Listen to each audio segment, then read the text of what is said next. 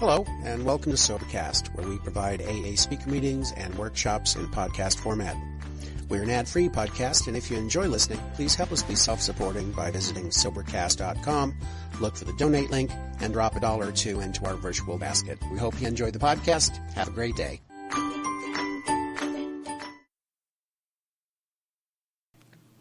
And Norma, could you do me another big favor? Could you start us off?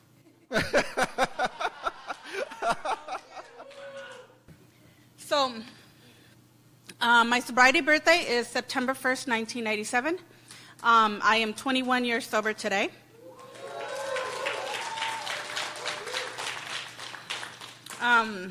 Which is why I accepted, too, because I was like, it was like kind of a big thing, you know. My first living sober was 1997. And I can't believe I'm sober today. Back then it was in July. It was a 4th of July weekend, and I didn't stay sober. I mean, I drank a little bit more, had a little bit more research to do. But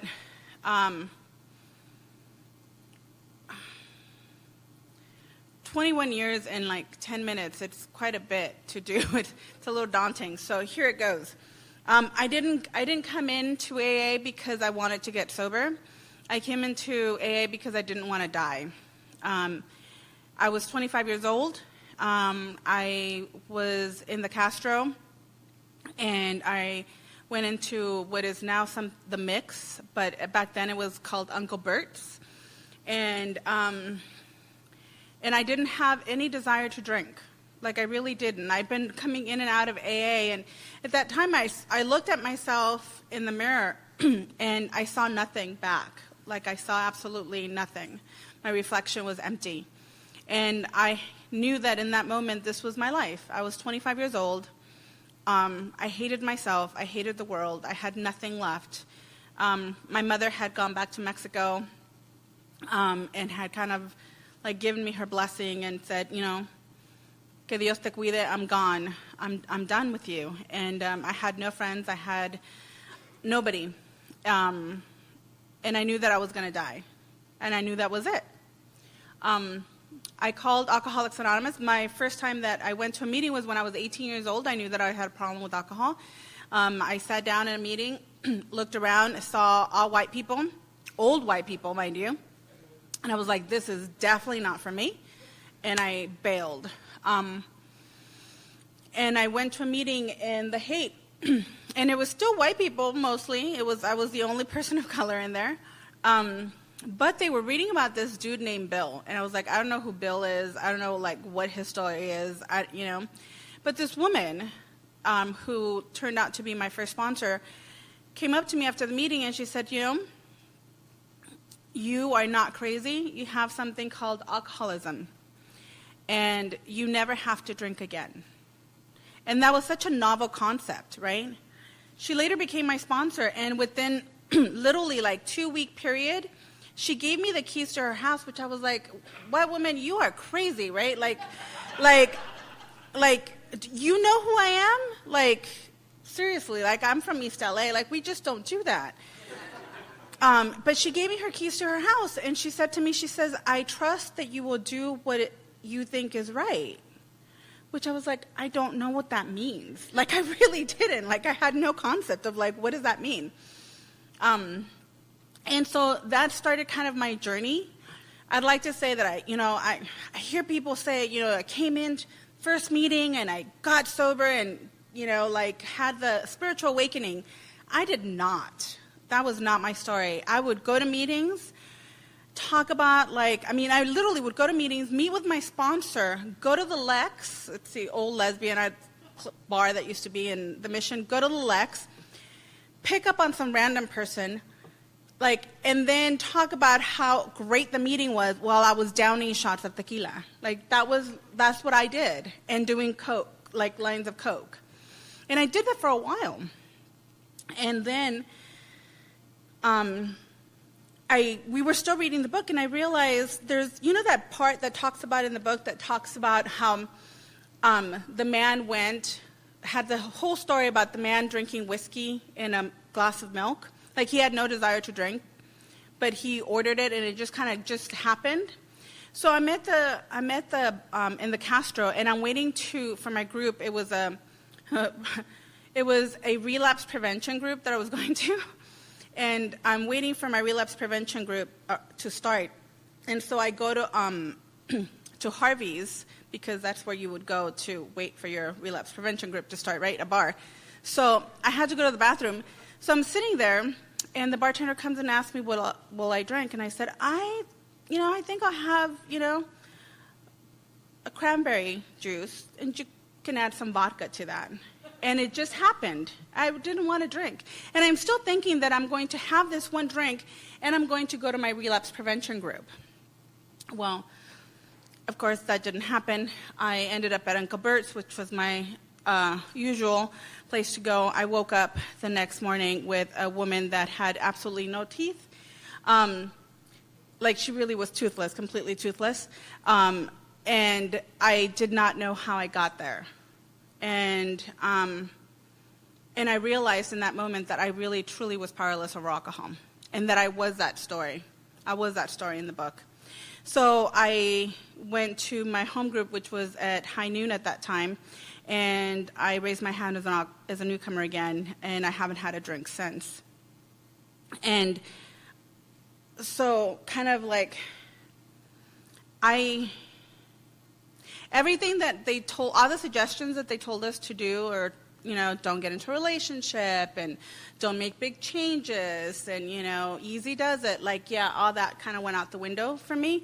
I got into a relationship, my first, I think I was like 3 days sober, and I got into a relationship with someone that was 13 years sober, which, yeah, because I thought that she could give me that part of that sobriety. It didn't really quite work out that way, but I stayed sober. And we would go to meetings. We'd talk, we'd go to meetings. We'd have sex and go to meetings. And I just wanted to get out of my body. Like, I didn't, you had taken away my alcohol, you had taken away my drugs. I had cigarettes, coffee, and sex, right? And I used those quite a bit. And at my 30 days sober, or my 30-day chips, my mom came to visit me, and my mom had not, I had told my mother so many times that I was going to get sober and that it was going to be different. And she came, and she saw me get my 30-day chip. And she saw me get, the last chip she saw me get was my 13-year chip. And she died after that. And here's the deal, is that things happen in life. Like, there's a part in the book that I love, it's Bill, and Bill's talking, that guy again, right? Bill's talking, and he's talking about how if we fail to enlarge our spiritual life by, I believe it's something in self-sacrifice. I don't know, I can't remember exactly what that word is, but self-sacrifice, we will not be able to survive the trials and low spots ahead. And here's the thing, is the trials and low spots ahead, those are guaranteed. I thought that if I had gotten sober, because I got sober, I was no longer, and I was paying my taxes, I was being a good girlfriend, I was being a good daughter, and I was not stealing anymore, I wasn't beating people up anymore, I wasn't doing all the things I was used to do, then I should get a prize. So I kept waiting for my prize. And at about 10 years sober, I wasn't getting that prize. And so I was like, okay, well then, fuck you, right? And I got a lot of disappointment. And in that disappointment, I became incredibly defiant. I became so defiant that I almost went out. And in my defiance, I realized that as I was cussing God out, and I was like, writhing in pain and anger, it was probably one of the closest times that I've ever been to my higher power. Because however that connection is, I'm having a connection every single day, right? I was able to find, I got married in sobriety. I got married in 2004. And I've been married to the same woman for the last 14, almost 15 years. and that has not been easy.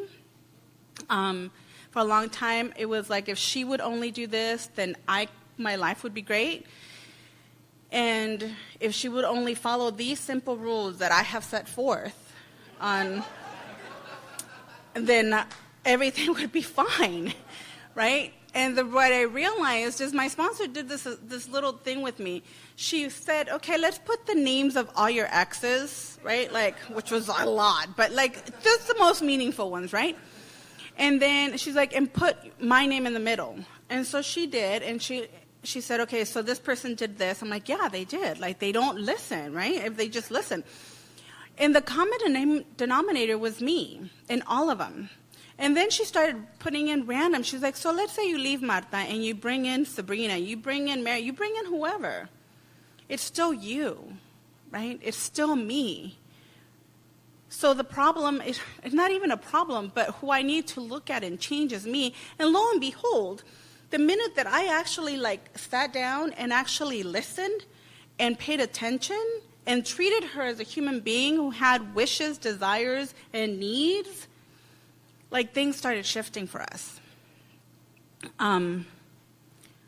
About, I would say, a couple years ago, actually, now three years ago, I decided I wanted to shift careers. And at this point, I'm in my 40s, and I wanted to shift careers and do something completely different. And with an incredible amount of fear, I went back to school, and I studied to become a sign language interpreter.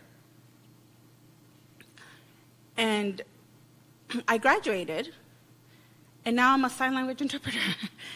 And I actually, people pay me to do this, right? And so here's my biggest challenge today, is that, I was saying this at lunch, is that I think I'm faking everyone out, right? Because that part of me that still believes that I am nothing is still there. And that I have to fight it all the time. Because I know that I'm not. I know that's not true, right? Like I know it's not true. But I wake up sometimes and I look at YouTube and I look at like videos, like signing videos, to see if I understand them, because I cannot believe that this is me. But here's the thing, is that it was not given to me. I worked for it. I did the steps, and I did step by step. And all of that was taught here. Like you guys taught me that. Like AA taught me that. How to show up. How to show up on time, right? My first sponsor, like I was never on time. My first sponsor showed me taught me how to show up on time, how to be trustworthy, how to, be present. And I got to do that. I get to, show up and be present for people and witness people in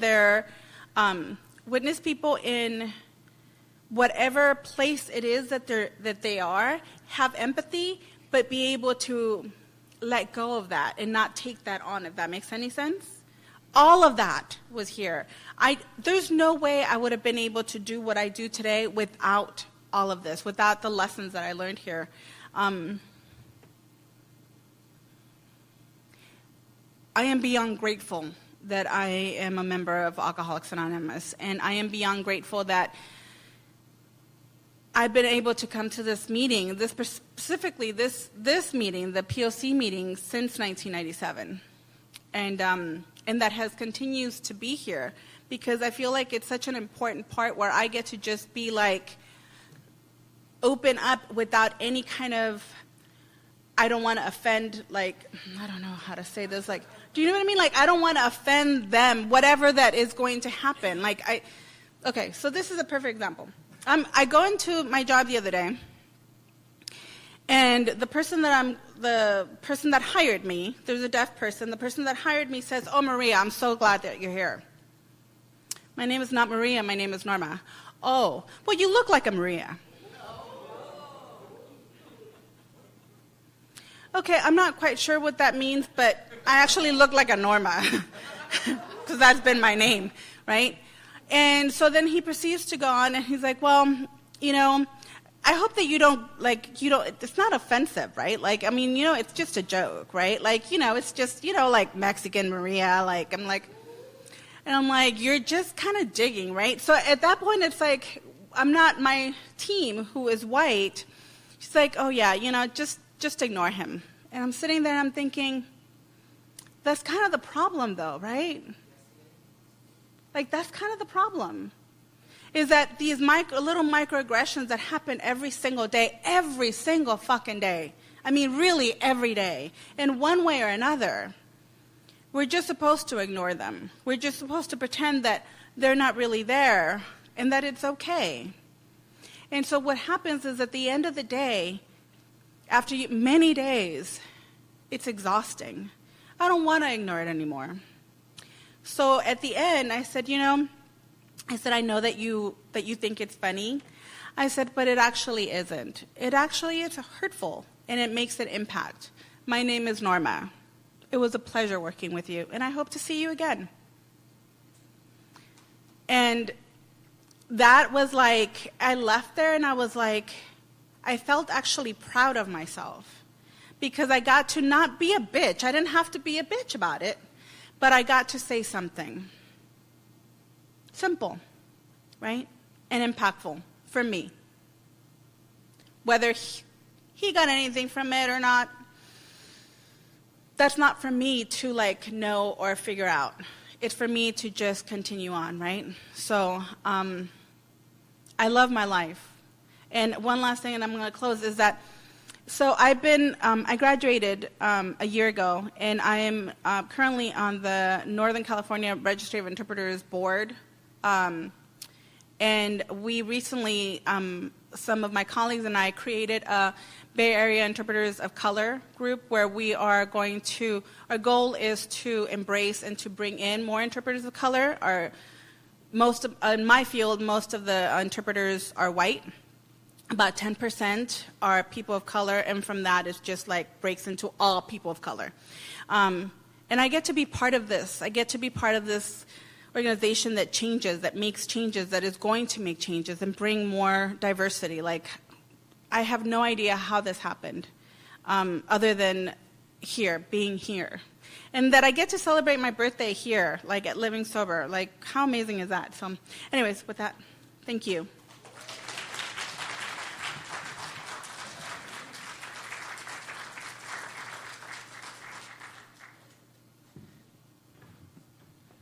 Thank you, Norma. That was beautiful. And thank you for reminding me I have a higher power. All right. So for the next speaker, we have Ray.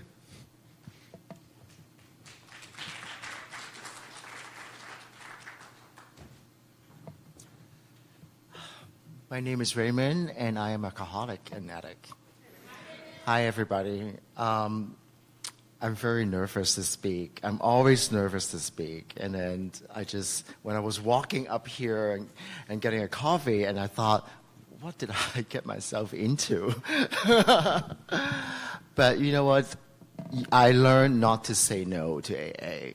And I've learned that everything would be fine. It will be just the way it is supposed to be. So I'm really happy to be here.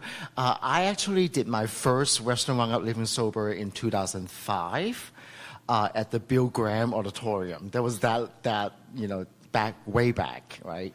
And that gives you my first sobriety date, which is in 2005. I relapsed. Relapse is a huge part of my story. I drink. I do a lot of substances, and those are my outlets before to cope with all the fears and discomfort under my own skin, and also especially around me being gay and me being an Asian person. But then today, in the program, I've learned to be okay with this, and be happy that I'm born as an Asian and I'm born as a gay person, especially in San Francisco. It's very important. So, I'm just a little bit of background. My sobriety date, the second one, which is the most updated one, is October 31st, 2017. So yesterday I have 10 months. Really happy to spend my 10 months here in the convention. I was born in Macau. Anyone know where Macau is? It's right next to Hong Kong. So it's almost like San Jose and San Francisco, basically the distance. Just give you a reference point. But the only transportation from these two places are by boat. Now they have helicopter, right? And it's 20 minutes. But then by boat is 1 hour. Earlier on, I knew I was gay. I remember I was given a dictionary when I was a kid. And the dictionary is Chinese to English. And at the back of the dictionary, it has a picture of a naked woman and a man, and there were just, English words and Chinese words about their body parts. And I always would look at the men. And so earlier on, I knew I was gay. My real name is Chi Yang, and that is my real Chinese name. Raymond was the name that I chose when I entered English school. And there were 3 names given to me back then. It was like 3rd grade. And it was James, George, and Raymond. So I remember when I saw the 3 names by my teacher, I chose James. I chose George. And then my mom said, no, that sounds unstable. And then I said, okay, I'm going to go for James. And then my teacher said, no, people are going to laugh at you because they're going to call you James Bond. So Raymond was my last choice, and I didn't want it. But then I'm happy to have Raymond right now because Raymond really shaped my life. All the recovery is under the name Raymond. So it's actually me. So you guys can call me Raymond.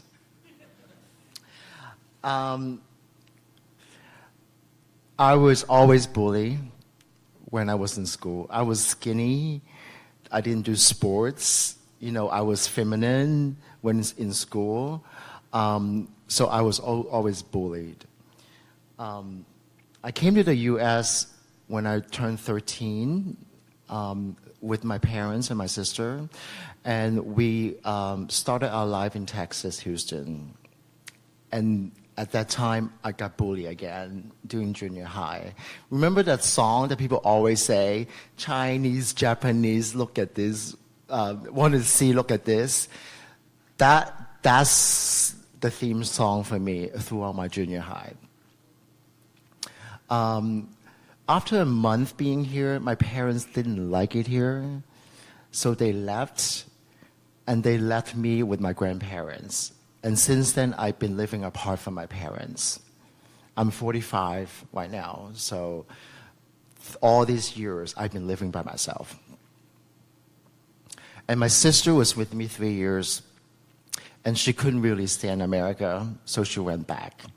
So after that, I moved here to California, and then I went to school in San Leandro. I graduated from San Leandro.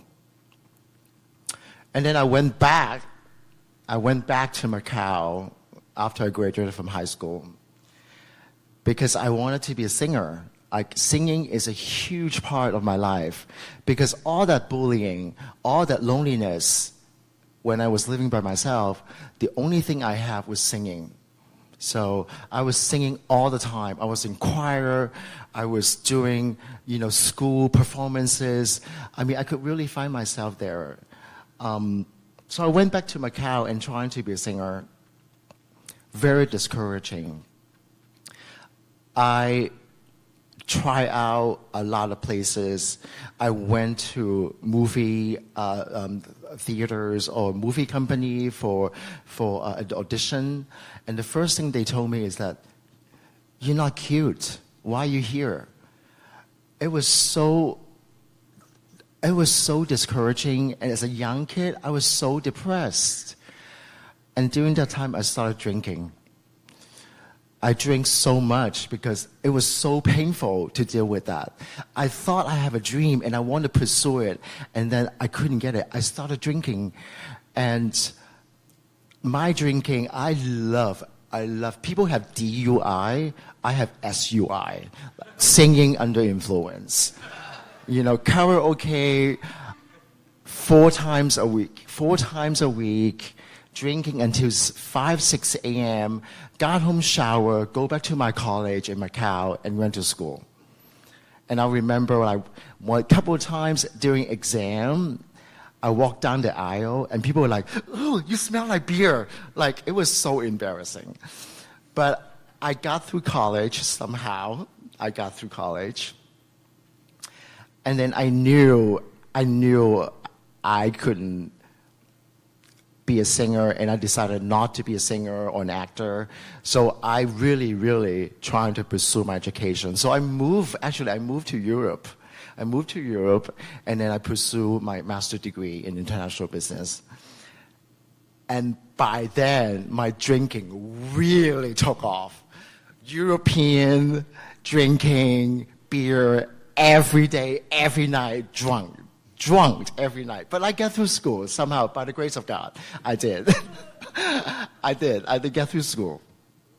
So after my master's degree, I moved back to the U.S., and then I finally lived in San Francisco, and that was 97.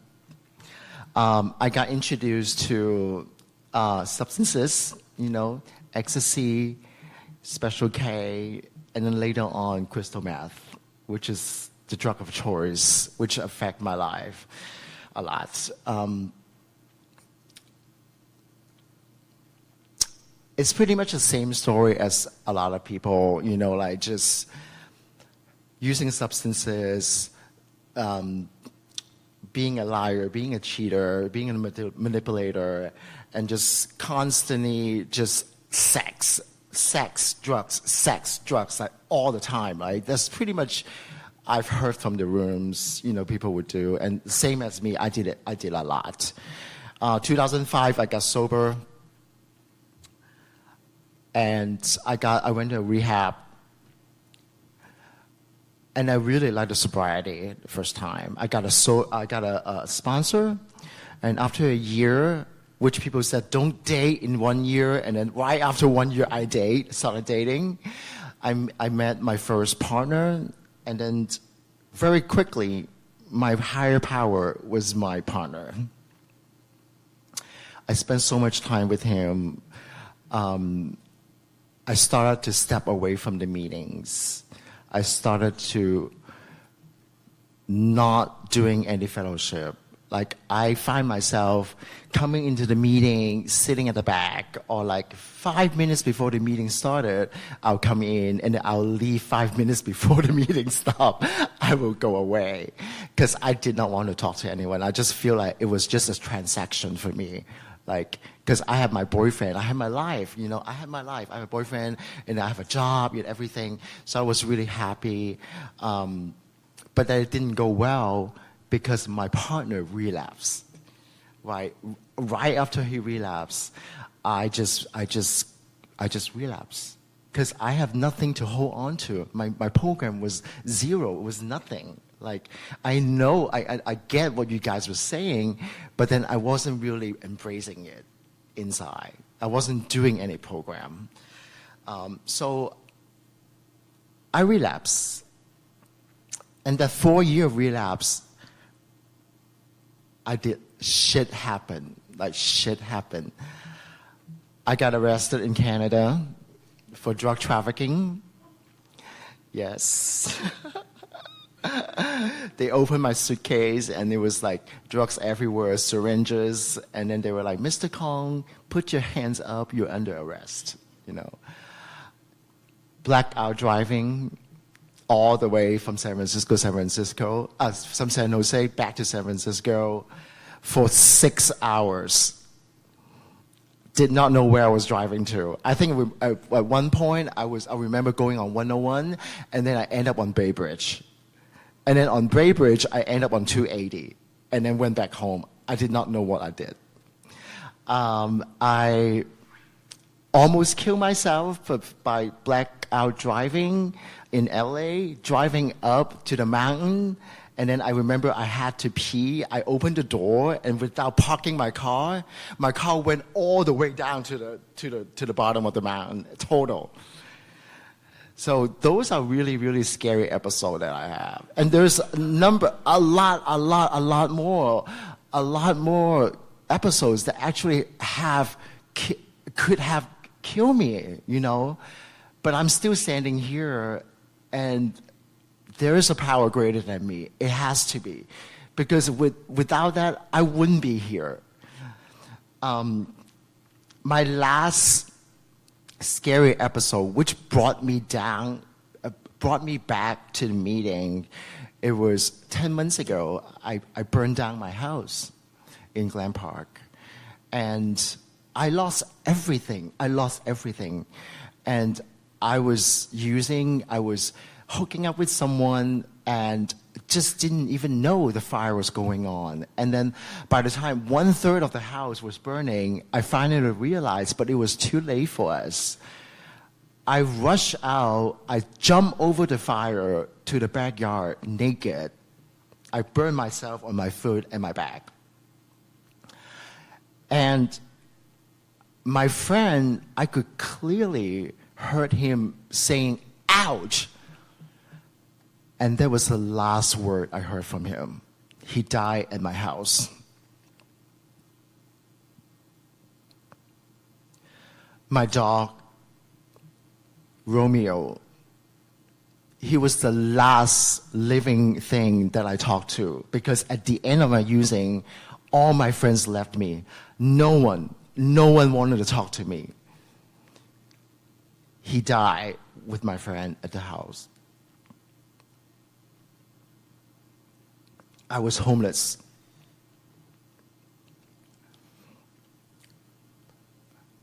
I remember I felt like the only place I was walking on the street, first of all, it's really hard to be homeless because you have nothing to do, first of all. And you have to find time, and you have to find a place that is warm enough for you to be on the street and be safe.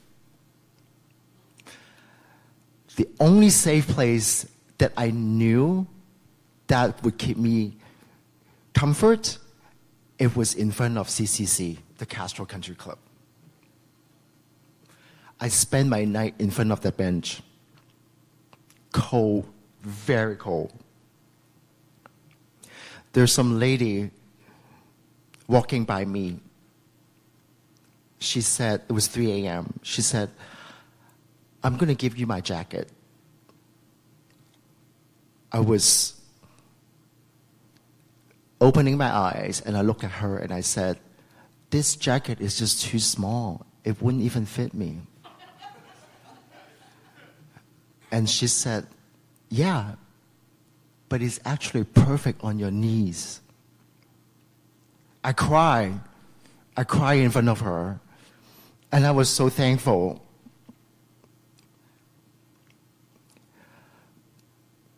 One morning I got up. I looked at Castro Country Club. It's open. I went up there and I seek for help. And that was the end of me being homeless and the end of me being using. And I owed it to Castro Country Club. I go there almost every day to get a coffee, to say hi to people. Just being there makes me happy, makes me safe, and makes me comfortable. And makes me realize that I need to stay sober for myself and for my dog and for my friend. Because if I don't stay sober, I would feel really, really, really fucking guilty that what I did. But if I stay sober, I feel like there's a chance that they're going to forgive me. They're going to forgive me. Anyway, thank you so much for your attention, and thank you so much for letting me share. Thank you.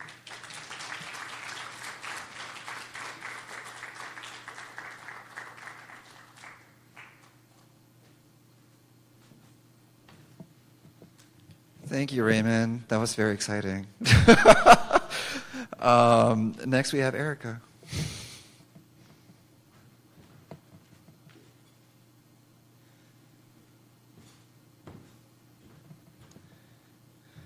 Hi, my name is Erica, and I'm an alcoholic and an addict. Those were too hard to follow, but I'm going to try my best. I'm really nervous, but let's see. Well, I'm going to start with this. Okay, so this is my second attempt at being sober. So my sobriety date is August the 4th of 2017. The other time before that, I was sober for about 2.5 years, which was in 2004 through 2006, until the middle of 2006. But the only difference between the two was I didn't have this. I didn't have a program. I wasn't going to meetings. I just quit. And it's a lot different. I mean, I've really spent a lot of time comparing. Because, it was great when I did it the first time, because I quit meth. Meth was my poison. I would do other things too. But the difference is I have this, I go to fellowship, I have commitments, and I'm accountable, because I was that bitch that was not accountable. I'd make plans with you, and when the time came, I wouldn't answer my phone. I'd be in my place and not, answer the door, or just, avoid people. And since this stretch of sobriety that I have now, I'm accountable. I show up. I speak up.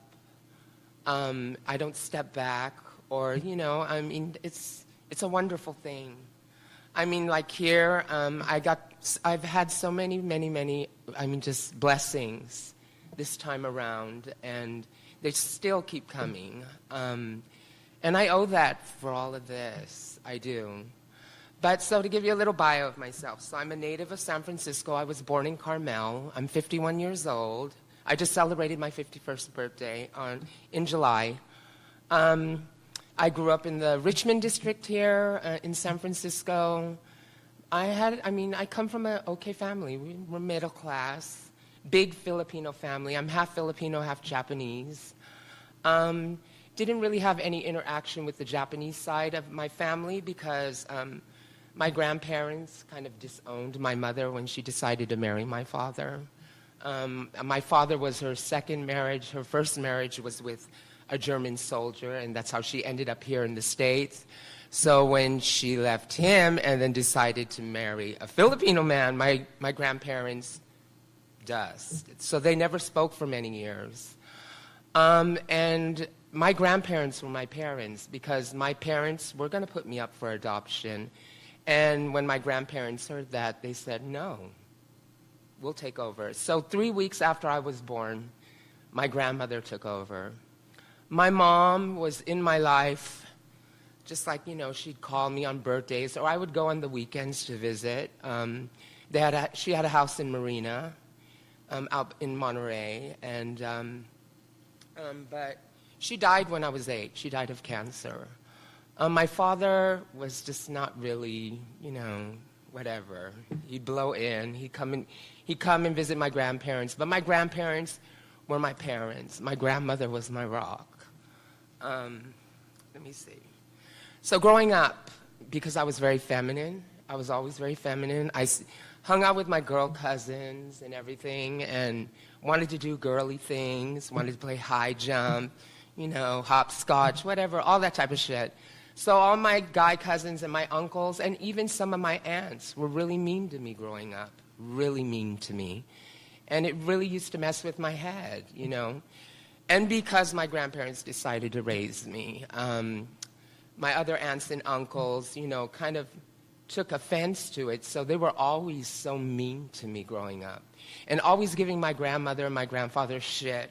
Every little thing, I was always under a microscope. Every little thing that I did was like never enough, or, so awful and everything. And it fucked me up growing up. I have to be honest with you. But I started leaving home when I was 13 because I really honestly believed that my grandparents would live longer if I wasn't there. because my grandmother would get it would really hurt her.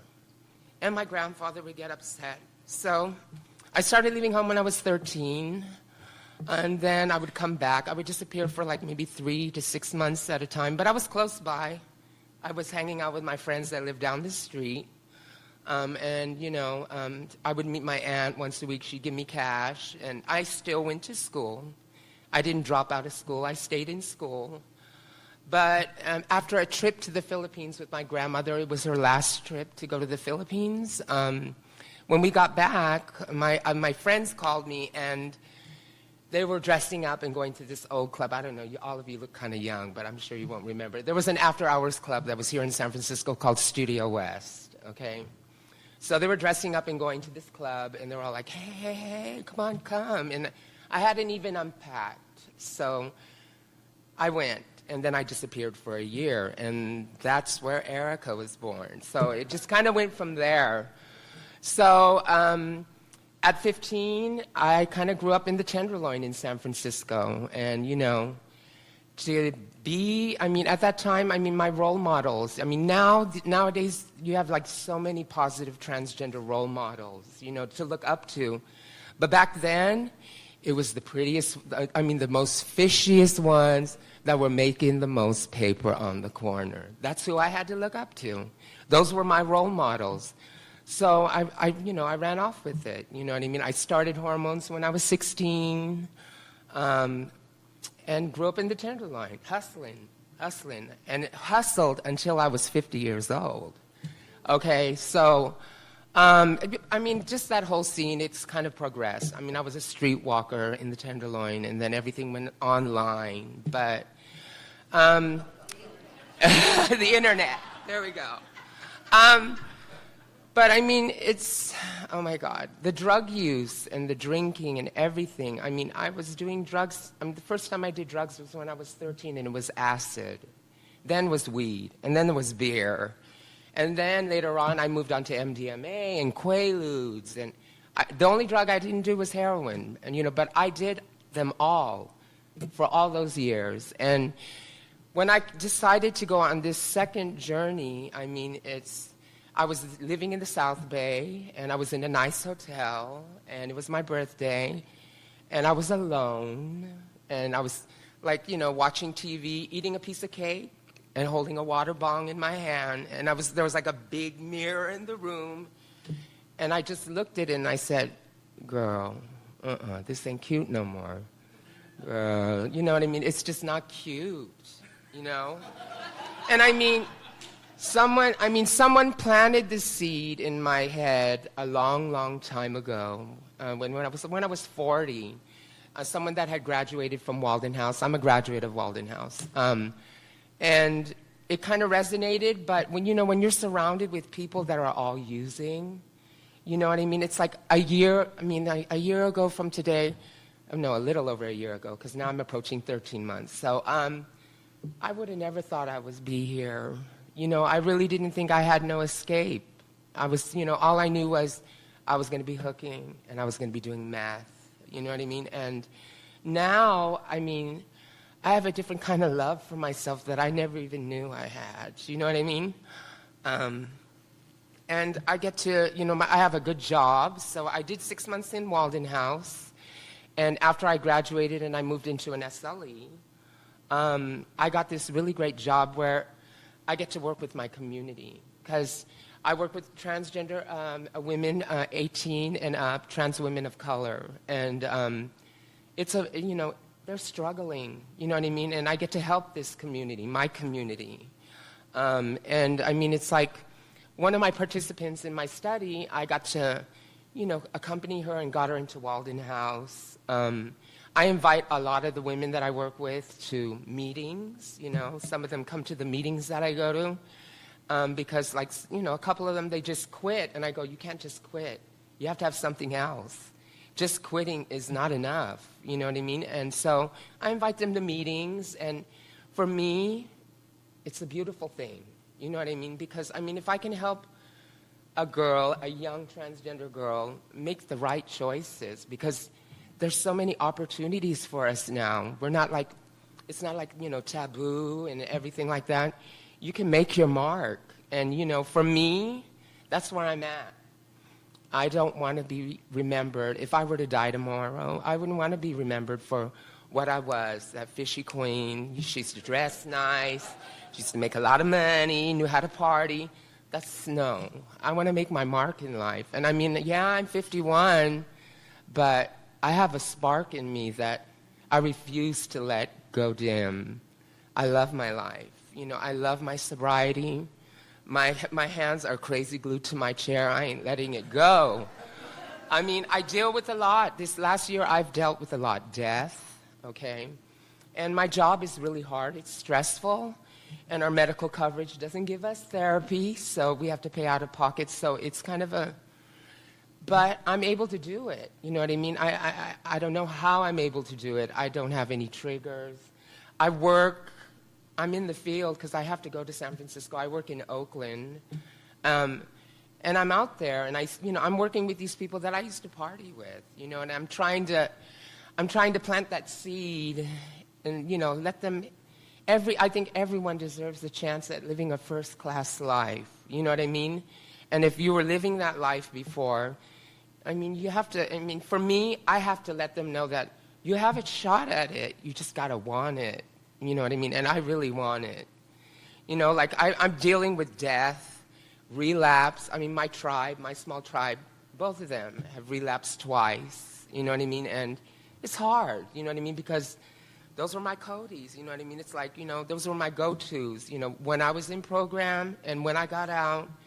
But, for me, it's like, I got to put myself first, you know what I mean? And, if I don't, I'll go out, you know what I mean? It's like, normally I'm that person, like when my friends call, you know what I mean? I drop whatever I'm doing and I'm there to help them, whether if it's good or not, I'm there because you're my friend, you know what I mean? But I can't do that, you know what I mean? It's like, I've been learning, oh God, how could I put this the right way? When I ventured on to this journey, okay, I'm starting to realize it was only for me and only me. And everything else, all the people that I come across, that I grow very fond of, and things change, you know what I mean? The people that I meet are either going to complement my journey or just be a page in my book. It's pretty much what it is. But I have to keep pushing. I have to keep moving forward. I'm old. I have no resiliency to, relapse and fuck up. I'm too old, you know what I mean? And I don't want to, you know what I mean? I'm really doing good, and I'm focused, and 1 minute? Oh, really? That quick? Okay, good. Well, I'm just going to close with that. I hope you guys got something from that. Thank you.